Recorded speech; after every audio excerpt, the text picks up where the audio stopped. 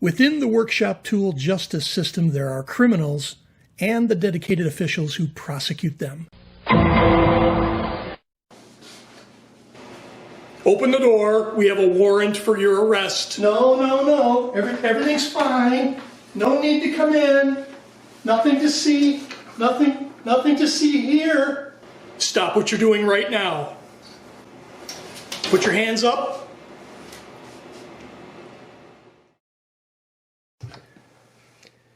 Mr. Family Woodworker, you are being charged with clamp hoarding, juvenile clamp neglect, and workshop tool cruelty. I'm sure the whole courtroom would love to see the video evidence. Your Honor, police body cam footage shows the squalid conditions these clamps live in, covered in dirt, glue, and tar, forced to do unpaid manual labor, or be tied up outdoors in the cold. Juveniles are fighting over table scraps. It's a horrific scene. Okay, so I have too many clamps. Said no woodworker ever. You disgust me. Go on. So there's almost never a project where you don't need another clamp. And so I find myself going to the store every now and then to pick up a length that I need for the next project. We wound up using a bunch for those cutting boards. Matt used a bunch of different sizes for his 3D art project. And when it came to doing the canoe, we only had enough clamps to do the trim on one side of the canoe at a time. So yes, I could have used more clamps. So I wanted to thank my son Matt for doing this design in the back corner of our wood shop. And these are really beefy shelves to hold our heavy clamps on the bottom row. In the middle row, he built a pocket storage system for our F and C clamps. And on the very top row, he wound up using 5/8" hickory dowels to hold our spring-loaded clamps, and we had a bunch of those.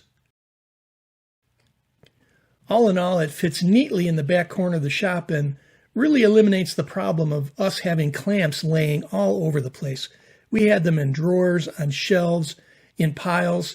We had a bunch of these spring clamps sitting in a duffel bag because we didn't know where else to put them. But this new storage system works out really, really well. Yeah, skip the hat hair. Now, in terms of construction for the bottom row, it started with a piece of plywood as a backer board, where that vertical 2x4 was then screwed and glued in from the back. And that forms a nice basis for those angle supports to hold the heavy clamps. In the middle row, you can see there's two pieces of plywood here to create a channel for those F and C clamps to attach. And on the top row, there's two 1/2" pieces of plywood that are glued together to give us enough thickness to drill in a deep hole for those dowels and provide some rigid support to store those spring-loaded clamps. So let's talk about a cost summary for this little project. Now, as it turns out, we had all of the leftover lumber from our new workshop build, so it didn't actually cost us any more money. But let's say you have to go and buy these materials yourself. You're going to need a single 2x4 to be able to cut all the small pieces. We also used a single 4x4 piece of 1/2" plywood to put the materials together for the clamp wall. And there's also a small piece of 3/4" plywood in the build that you would have noticed in the video. And we're able to cut that out of a 2x4 sheet of craft plywood. So to buy all these materials, it should run you about $50 US. And that price is going to vary quite a bit depending on the state that you live in or the country that you might live in, as lumber prices fluctuate pretty wildly. All in all, it turned out to be a great little solution for the corner of our workshop and solved the problem of having clamps laying around all over the workshop. Thanks very much to Matt for doing the design and doing the build for me to solve this little problem. And thanks for joining us for this video. We hope you come back for more. Take care.